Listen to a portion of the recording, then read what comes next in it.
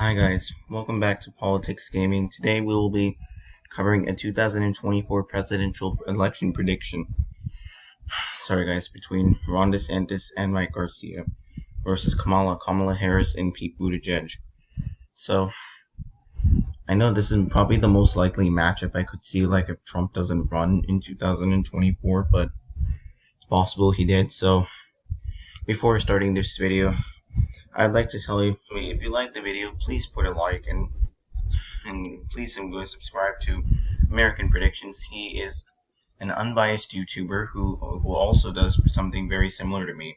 So subscribe to his channel, and I will put the link to his channel and one of his videos in the end of this video. So subscribe to him, and yeah, he's awesome. And let's work together. And me and American Predictions want to work together to compete with LTE and REP. It's so strange how unbiased YouTubers like us are buried, and those partisan YouTubers get attention. And sorry guys, if you guys may hear horns outside my house, I think there's some event that's going on in my community, so yeah, just bear with it. Anyway, so oops, I forgot to put my logo. What am I doing? I forgot to put my logo. There we go. Alright, so you have Ron DeSantis, who's the governor of Florida, and Kamala Harris, who's the incumbent vice president, running with Pete Buttigieg, who is the former mayor of South Bend, Indiana, and Mike Garcia, Ron DeSantis is running mate, congressman from California's 25th. I think these two would be a very good ticket, and I think Kamala Harris is going to really struggle. So Ron DeSantis is safe states: Idaho, Wyoming.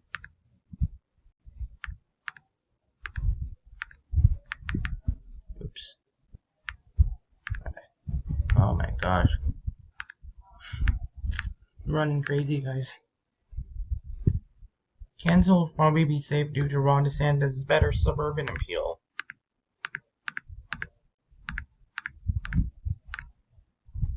Indiana, Utah, and Missouri. Is there anything else? At least in my immediate knowledge. Montana. That's it. Anyway, so these are Mike Garcia's safe states. Kamala Harris' safe states.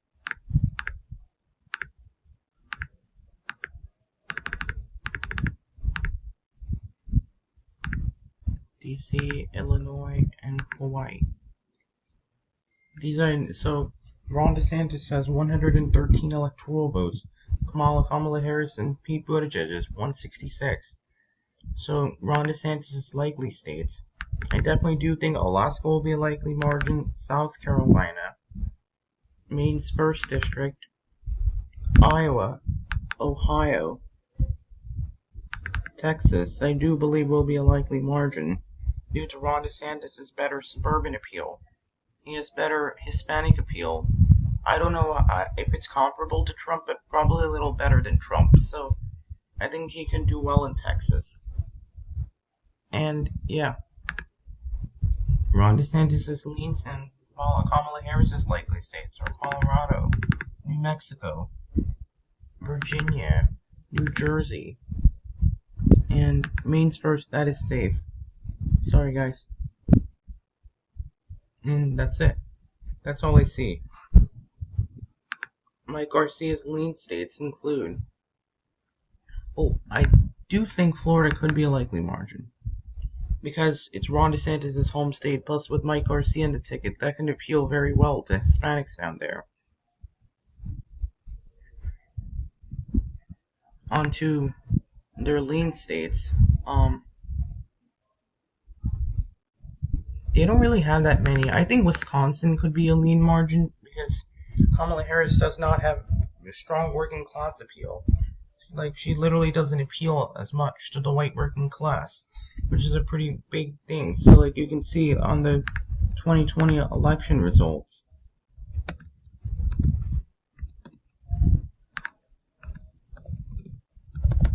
You can see in, like, Waukesha County. So, like, You have a lot of suburban counties like Wisconsin, like in Waukesha County. Donald Trump did very well here. He got almost 60% of the vote in Waukesha County. So I think Kamala Harris would do a little worse in Kenosha. She would probably lose in Kenosha. I think she's not going to do well in Dane County, Milwaukee County. I think I could see her losing Green Bay County, Portage. So due to all these factors, I definitely do think Wisconsin could be a lean margin if Ron DeSantis does better in the white working class Republican leaning suburbs. And I think North Carolina will be a lean margin for a lean Republican state because in North Carolina, well, has big cities like Charlotte, Raleigh, but it has a slight Republican tilt, and plus Ron DeSantis may do a little worse with ancestral Democrats. He may do a little worse compared to ancestral Democrats, but I think Ron DeSantis could probably improve around here in Johnston County, Harnett County, Lee County, Chatham County, Nash County. I think he could do a little better. Franklin. And in Greensboro and Guilford, I think he could do a little better. In Forsyth, Davidson, and Randolph, I think he can do well here. And might do better in Charlotte, near Charlotte suburbs like Cabarrus, Lincoln, Gaston, and Union County, and Anson County. So a lot of these suburbs around these major cities have population, and they are Republican conservative leaning, so I think DeSantis could do a little better with them. He's not going to turn off many suburbanites. And yeah. So Kamala Harris's lean states include Minnesota, Maine at large, Nebraska second, provided that it's not gerrymandered in 2024. I think if it's the same, I think it will be lean D. And New Hampshire, I do see that as lean D. Anyway, so with that, Harris and Buttigieg are 226. DeSantis and Garcia are at 245. Minnesota, in my opinion, is going to be a lean state because Ron DeSantis, he may do a little worse in the white working class, but I think the Minneapolis suburbs are where he's going to improve. Like, if we take a look at Minnesota, you can see a little bit of quite some red around here. So I think he could do a little better here. Like, cut down the margins, like Ramsey County, Hennepin County, which is a pretty big county. And New Hampshire would be lean. Sorry, guys. New Hampshire would be lean due to the fact that Harris has less appeal than Biden. Now into Garcia's tilt states. I do think Pennsylvania will be a tilt Republican state. Harris will not get it with improved support in the suburbs. So Ron DeSantis will have increased support. I think he'll do a little better in Allegheny County. He'll do better in Allegheny County, which could help Ron DeSantis. Could see him doing well in Bucks County, coming very close. Like, the thing about Bucks County is that it's a swing county, but typically leans Democratic. Like, Hillary Clinton won Bucks County by the same margin that she lost statewide by. So you can see Biden did pretty well here, but I think Ron DeSantis will do better than Trump. So Pennsylvania would be tilt Republican.